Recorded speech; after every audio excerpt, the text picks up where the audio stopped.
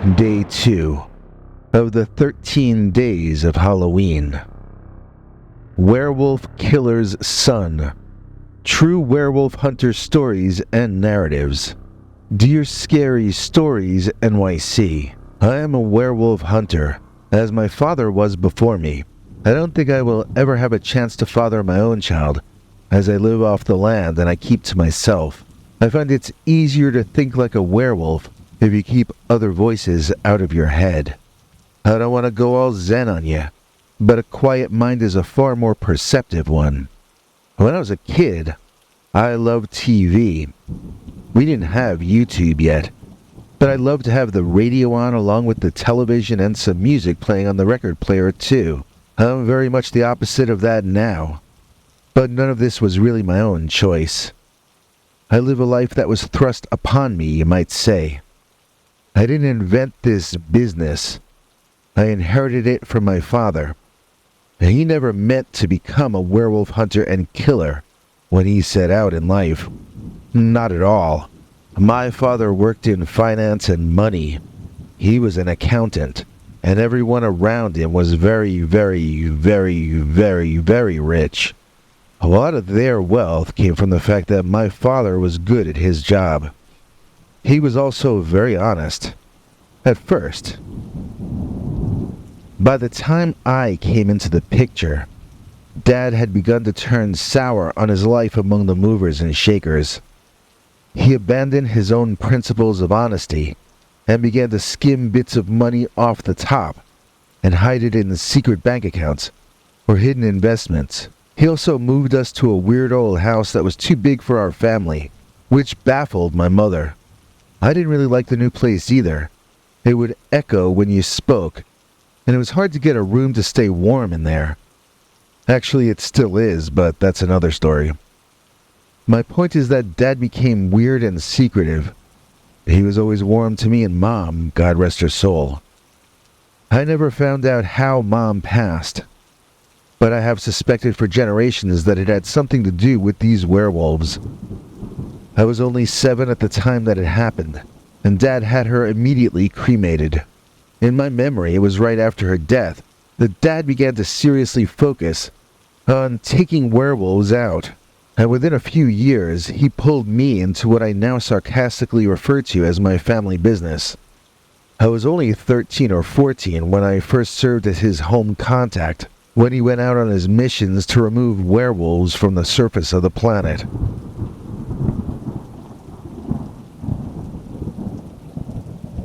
To me, it was almost like a video game. I'd stay home while Dad went out with a remote video camera stuck into his hat.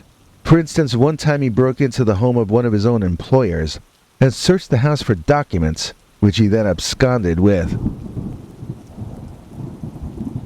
It was my job to watch and listen, basically. If Dad were to ask me to call the police or whatever, I would have done that. But honestly, nothing like that ever happened. Dad was good at getting in and out of places unnoticed, in those days when home security was far more primitive. As he came to trust me more, Dad showed me some of the reasons he bought this out-of-the-way decrepit old mansion that nobody else wanted out in the woods. Some of the details about this place I have to keep secret even now, but it won't hurt anything to admit that the place is riddled with secret passageways and hidden rooms and tunnels. I thought Dad had showed them all to me, but I discovered the blueprints of the house after his passing, and the system of tunnels built into this home and the grounds all around is far more complex than I could have initially guessed. It does seem as though they were running booze through here during Prohibition, but the tunnels and chambers are far older than the 20s or 30s, so I still wonder as to what their original purpose was.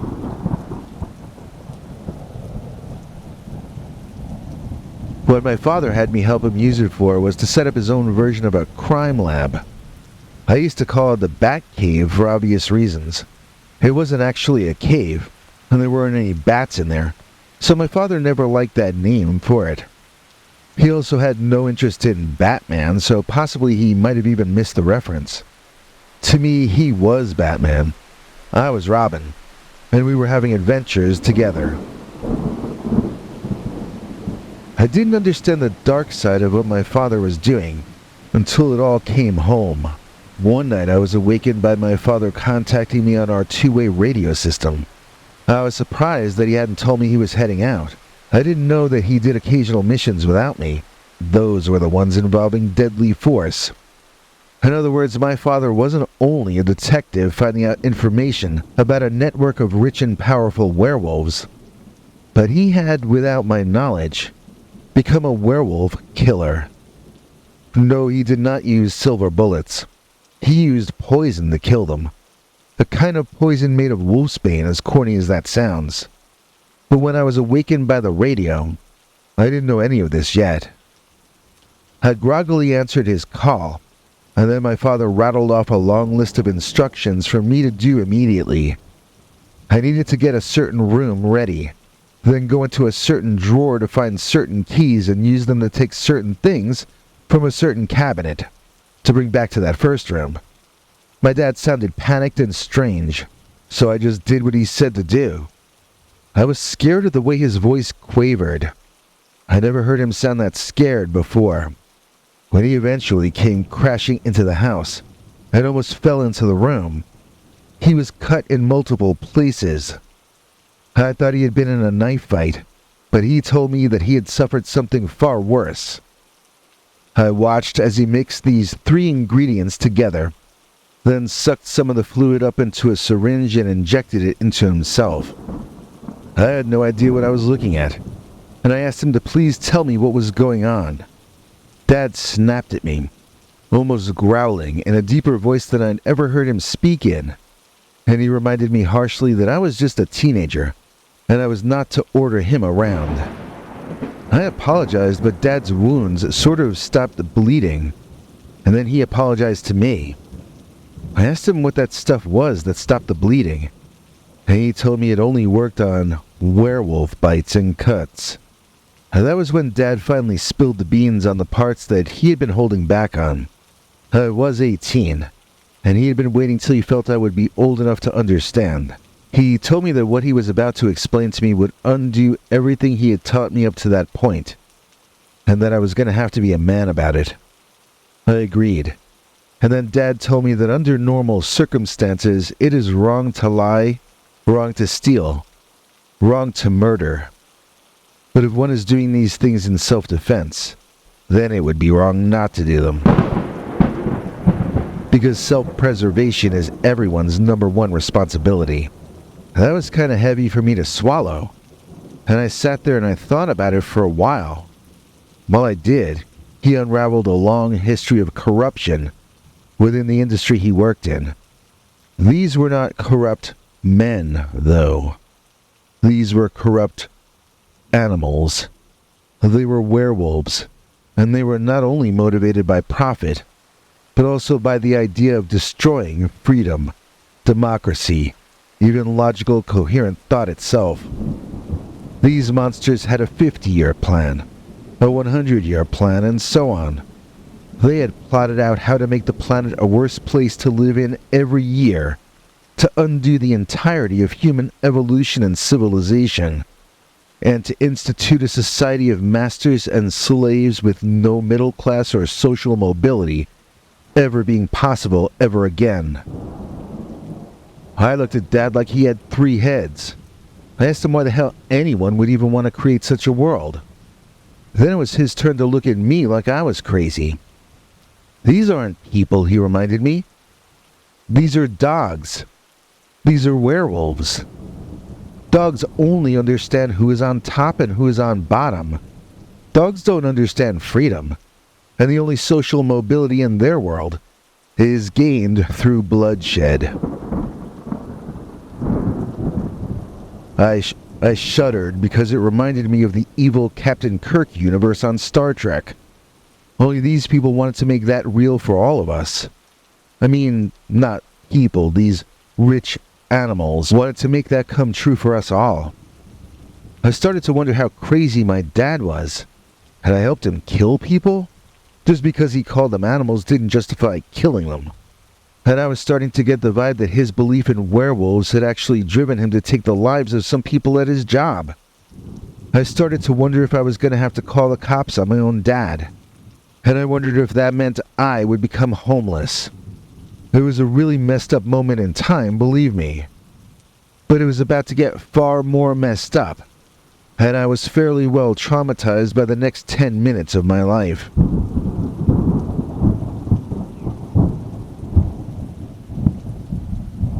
Interrupting my dad mid-sentence, a huge fur-covered muscle man with a kind of a dog-like head burst into the house, through the glass doors behind my dad, and dragged him out of the room we were in.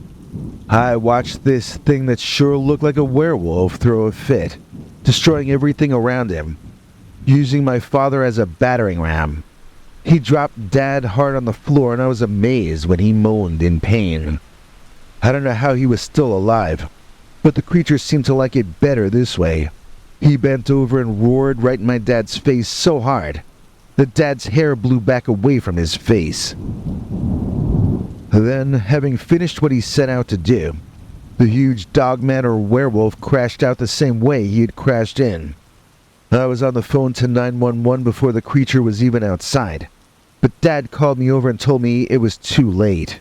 He had me write down some numbers and details and an address, and he was in the middle of a sentence when he finished speaking forever.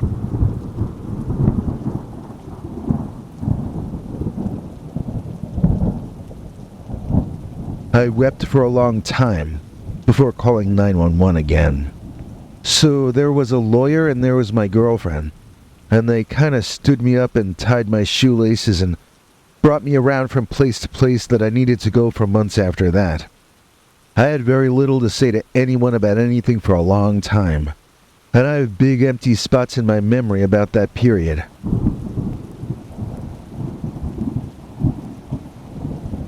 Even when the police asked me who or what did this to my father, all I could say was, I don't know, because I didn't know what that thing was, and I didn't know what to say to them. Besides, it was very hard to think during those days. So my dad had been stealing money, something he told me was wrong to do. He had given me information on how to retrieve 7 different sources of wealth, not all of which were in liquid form at the time. I quickly became very emotionally dependent on my girlfriend, and she helped me get the various items of interest sold in ways where we could get as much cash as possible for them without it being traced back to us. Soon she and the lawyer began to feel like my new family, and I stupidly began to trust them.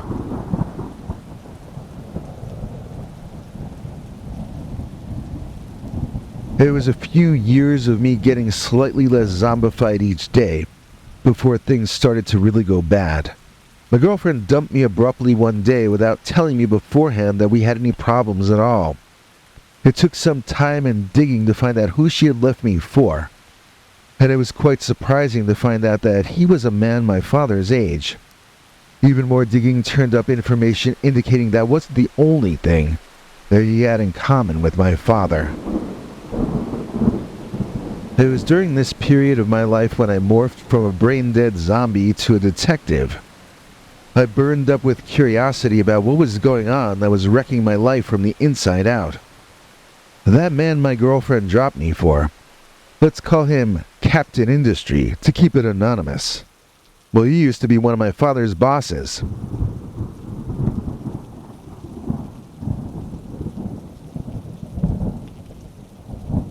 I felt as though his picture seemed familiar, even though I had never seen him before.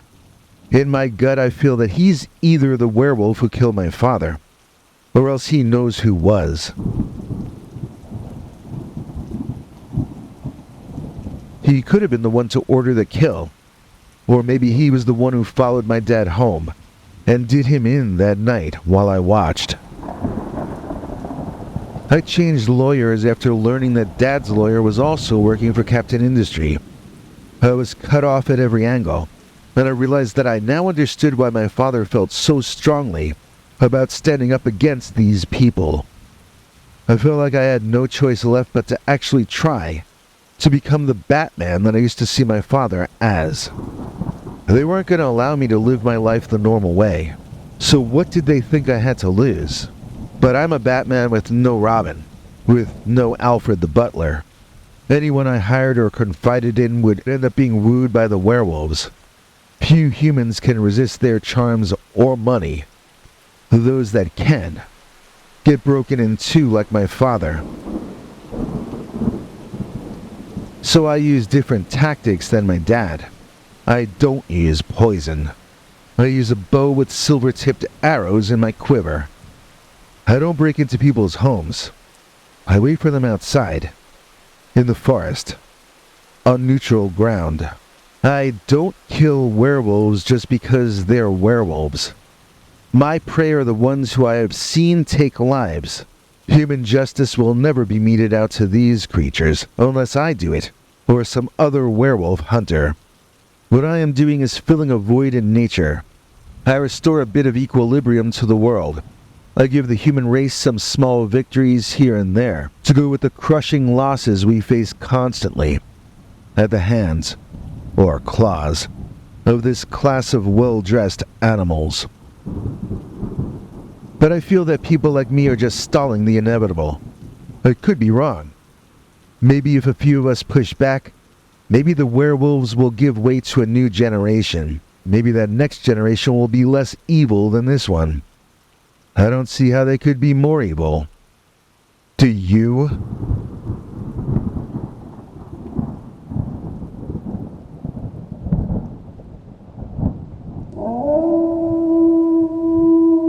Real Wolfmen, True Encounters in Modern America. A lot of the stories we run on this channel are supposed to be true, but it's not like I have budget or time to look into any of the claims made. Someone who made her living looking into Dogman claims, though, was the late great Linda Godfrey. If you like the stories on this show, then you should check out this incredible audiobook from Linda called Real Wolfmen, True Encounters in Modern America. Linda goes back to the 1930s and tells a number of the better researched dogman and werewolf stories of the 20th and 21st centuries. It's a great overview of the subject matter, whether you're new to it or even if you think you know all the stories. It's available in audiobook, audio CD, paperback, or Kindle forms at the address in the description for this video. The audiobook is over 8 hours and is probably the best deal there. Plus, if you use the link in the description, supposedly you're helping us out here in some way that I'm still learning about. And now here's your old pal Bigfoot with an important message about today's executive producer.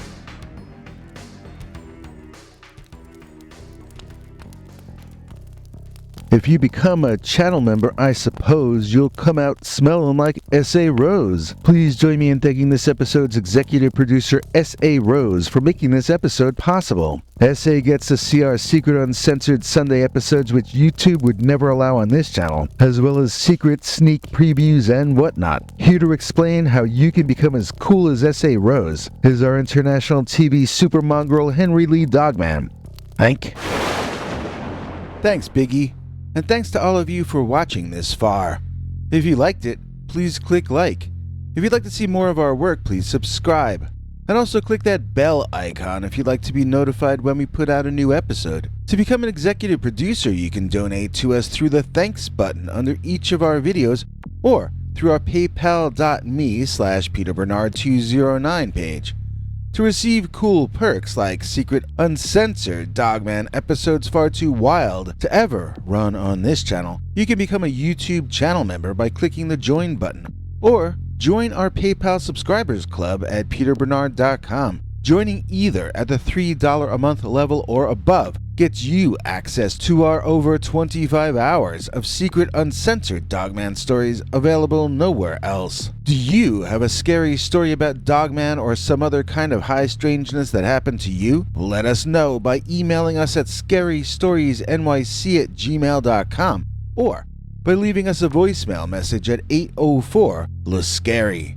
You may need to call back on that when it cuts off after I think 3 minutes. And if you don't want to do any of that stuff, thank you for simply watching to the end.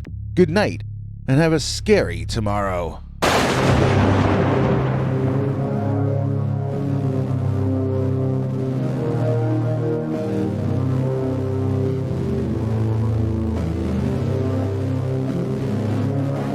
Come back for more scary stories.